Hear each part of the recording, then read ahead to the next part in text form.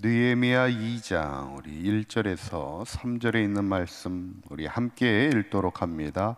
아다사스다 왕 제20년 니산월에 왕 앞에 포도주가 있기로 내가 그 포도주를 왕에게 드렸는데 이전에는 내가 왕 앞에서 수심이 없었더니 왕이 내게 이르시되 내가 병이 없거늘 어찌하여 얼굴에 수심이 있느냐 이는 필연 내 마음에 근심이 있음이로다 하더라.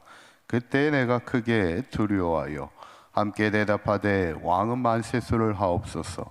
내 조상들의 묘실이 있는 성읍이 이제까지 황폐하고 성문이 불탔사오니 내가 어찌 얼굴에 수심이 없사오리까 하니. 아멘. 우리가 이제 지난 시간부터 우리가 느헤미야의 말씀을 시작하면서 느헤미야가 수상궁에서 예루살렘에 남아있는 유다 백성들이 큰 환난을 당하고 능욕을 당하고 있다는 그 소식을 듣게 되면서 그가 슬퍼하고 특별히 이제 금식하여 기도하게 되죠. 자신을 통해 민족을 도울 일을 이제 찾게 될 때 하나님이 느헤미야에게 은혜를 주셔서 술관원장이 되게 하셨다 말씀합니다. 이제 오늘 본문은 그가 이제 술관원장이 되어서 어떻게 하나님께서 그에게 기도를 응답하셔서 그를 통하여 민족을 도울 수 있는 그 삶을 일을 행하시는지 그 일들을 소개하고 있는데, 첫 번째는 뭐냐면 하나님께서 그 길을 열어주시고 있음을 우리가 보게 되는 겁니다. 하나님이 어떻게 그 길을 열어주시는가, 1절에 있는 말씀으로 그 이야기가 시작되는데 1절에 있는 말씀 다시 한번 읽어볼까요? 시작. 아닥사스다 왕 제20년 니산월에 왕 앞에 포도주가 있기로 내가 그 포도주를 왕에게 드렸는데 이전에는 내가 왕 앞에서 수심이 없었더니. 항상 그가 왕 앞에 포도주를 드릴 때 왕 앞에서는 수심이 없었죠. 이 수심이라는 건 뭐예요? 근심된 마음을 얘기하죠. 그러다 보면 사람의 마음에 근심이 많으면 어떻습니까? 얼굴 표정이 아무래도 어둡죠. 근데 신하로서 왕 앞에서 어두운 모습을 보이는 것은 충성스러운 모습이 아닙니다.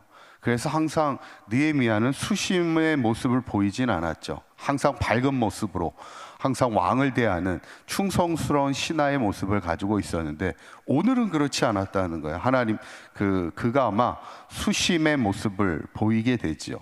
그러니까 이제 왕이 묻는 거예요. 느헤미야가 수심의 얼굴을 할 수밖에 없는 이유는 하나입니다. 자신의 민족이 멀리 있는 예루살렘에 있는 자신의 민족이 능욕을 받고 참혹한 인생을 살아가고 있다는 소식을 들으니까 차마 얼굴에 수심에 감출 수 없는 그런 상황이었던 때, 그때 이제 왕이 묻는 거예요. 왜 얼굴에 그렇게 수심이 가득하냐 이렇게 묻게 될 때 그때 느헤미야가 이렇게 대답을 합니다. 3절에 있는 말씀을 한번 보시면 읽어봅니다. 시작. 왕께 대답하되 왕은 만세스를 하옵소서. 내 조상들의 묘실이 있는 성읍이 이제까지 황폐하고 성문이 불탔사오니 내가 어찌 얼굴에 수심이 없사오리까 하니. 오랜 시간 동안 이제 유다가 멸망당하고 났을 때 성전도 무너지고 성벽도 다 무너지면서 나라가 황폐하면서 멸망을 했는데, 이제 지금까지 계속해서 성읍이 불탄 상태에서 무너져 있는 상태에서 있다 보니까, 방어벽이 다 무너져 있는 상태에 있다 보니까 외적들의 공격을 당해 자신의 민족이 계속해서 큰 환난을 당하고 능욕을 당하고 있다, 그렇게 이야기를 하는 거죠. 그랬더니 왕이 그때 뭐라고 하냐면 4절에 있는 말씀을 보면 왕이 내게 이르시되 그러면 내가 무엇을 원하느냐, 내가 뭘 해줄까, 이렇게 왕이 묻는 겁니다. 이걸 보면 그만큼 느헤미야가 왕의 신임을 얻고 있는 아주 중요한 신하였음을 이제 보게 하게 되죠. 그때 느헤미야가 어떻게 하냐면 내가 곧 하늘의 하나님께 묵도하고, 그러니까 하나님 앞에 기도하는 마음으로 이제 왕에게 자기가 이제 하고자 하는 얘기를 드디어 기회를 얻어 얘기하게 되는 거예요. 그러면서 이렇게 이야기를 합니다. 5절에 있는 말씀 한번 읽어봅니다. 시작. 왕에게 아뢰되 왕이 만일 좋게 여기시고 종이 왕의 목전에서 은혜를 얻어 싸우면 나를 유다 땅 나의 조상들의 묘실이 있는 성읍에 보내어 그 성을 건축하게 하옵소서 하였는데. 그러니까 느헤미야가 기회를 얻어 이제 왕에게 드디어 자신의 이야기를 하게 됩니다. 뭐라고 얘기해요? 나를 보내셔서 내가 유다 땅에 가서 예루살렘 그 성을 다시 건축할 수 있도록 도와주십시오. 이렇게 얘기를 하는 거예요. 그때 왕이 뭐라고 얘기하냐면 그것을 좋게 여겼다. 성경에 이렇게 이야기합니다. 근데 사실은 그게 쉬운 일은 아닙니다. 왜냐하면 유대 땅은, 예루살렘은 어떤 나라예요? 지배를 받고 있는 속국에 불과합니다. 지배를 받고 있는 속국이 성벽을 견고히 세워서 자신의 나라를 견고하게 하겠다는 것은, 지배를 하고 있는 나라로서는 지배를 받고 있는 나라가 자신의 나라를 견고하게 세우겠다는 것에 대해서 좋아할 일이 하나 없죠. 예를 들어서 일본이 우리나라를 지배하고 있을 때 우리나라가 견고하게 성읍을 세워서 나라를 견고하게 민족을 세워가겠다고 얘기하면 그것을 좋아할 수는 없는 일이죠. 그런데 아닥사스다 왕이 그것을 좋게 여겼다는 거예요. 그게 뭘까?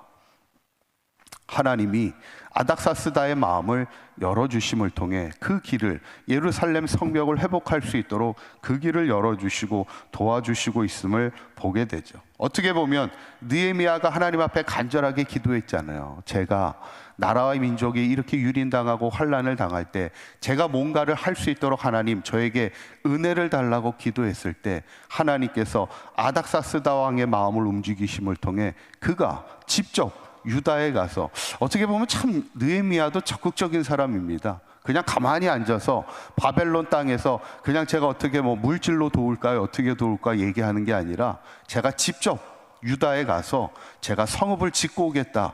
그렇게 과감하게, 어떻게 보면 참 열정적인 어떤 사역의 삶을 살아갔던 사람도 느헤미야죠. 왕궁의 술 맡은 관원장으로서 본인이 직접 예루살렘을 향해 가서 직접 성을 짓고 오겠다는 얘기인데, 하나님께서 그 길을 열어주고 계시는데, 그뿐만 아니라 오늘 성경을 보면요, 하나님이 어떻게 느헤미야의 기도에 응답하시냐면 두 번째는 그의 안전을 지켜주시게 되는 거예요.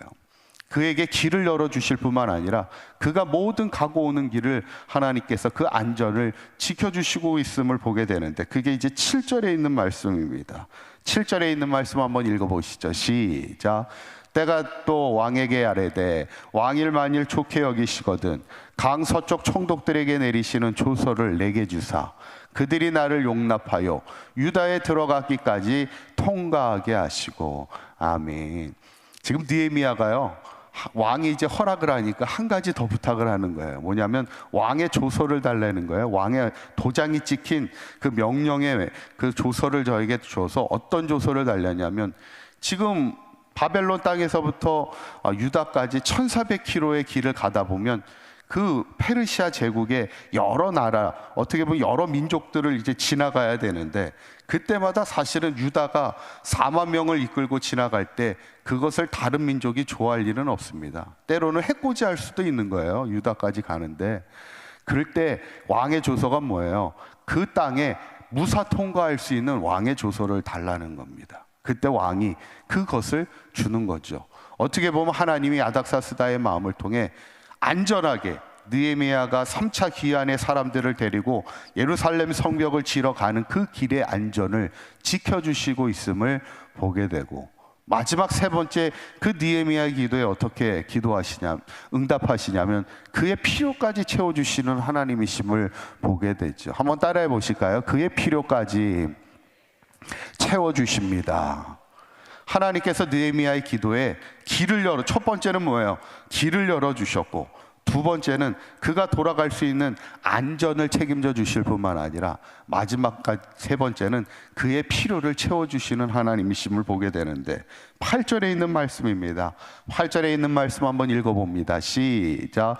또 왕의 삼립감독 아삽에게 조서를 내리사 그가 성전에 속한 영문의 문과 성곽과 내가 들어갈 집을 위하여 들보로 쓸 제목을 내게 주게 하옵소서 하며 내 하나님의 선한 손이 나를 도우심으로 왕이 허락하고. 아멘.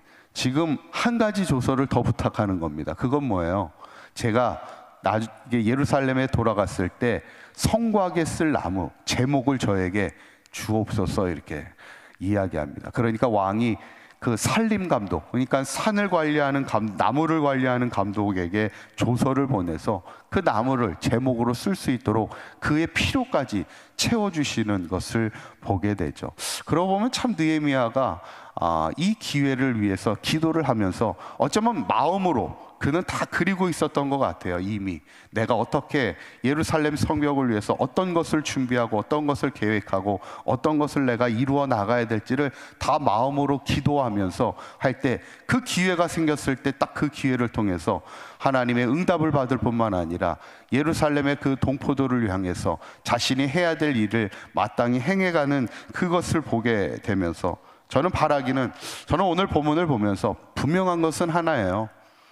우리가 하나님의 일을 하고자 한다면 하나님께서는 그 길을 열어주신다는 것이고, 우리가 하나님의 일을 꿈꾸는 자가 된다면 하나님이 우리의 안전을 책임져 주시고 우리의 필요까지 채워주시는, 우리의 기도에 응답하시는 하나님이라는 것. 중요한 건 뭐예요? 우리가 하나님의 나라를 꿈꾸는 자가 되는 것이고, 우리가 하나님의 일을 위해서 우리가 그 마음으로 늘 계획하고 기도하는 자의 삶을 살아가며 한평생 하나님의 일을 감당하는 하나님의 귀한 일꾼 된 삶을 살아갈 때 날마다 하나님께서 우리의 길을 열어주시고 우리의 안전을 지켜주시고 우리의 필요까지 채워주시는 하나님의 응답을 통하여 한평생 귀하게 하나님의 사명 감당하는 저와 여러분들의 삶이 될 수 있기를 주님의 이름으로 간절히 축원합니다. 기도하겠습니다.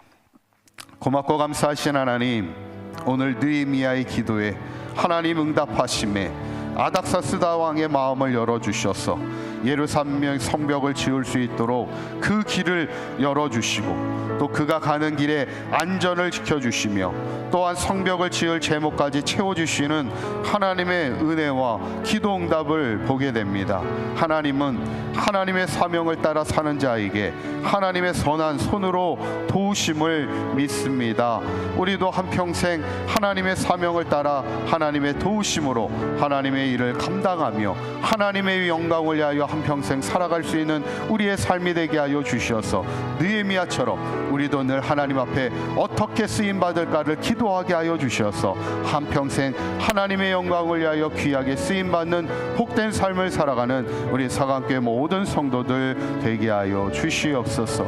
오늘 하루도 주님과 동행하는 복된 하루가 되게 하여 주시고 어디서 무엇을 하든지 하나님의 영광을 위하여 살아가는 우리 사강교회 모든 성도들 되게 하여 주시옵소서. 우리 주 예수 그리스도의 이름으로 기도하옵나이다. 아멘.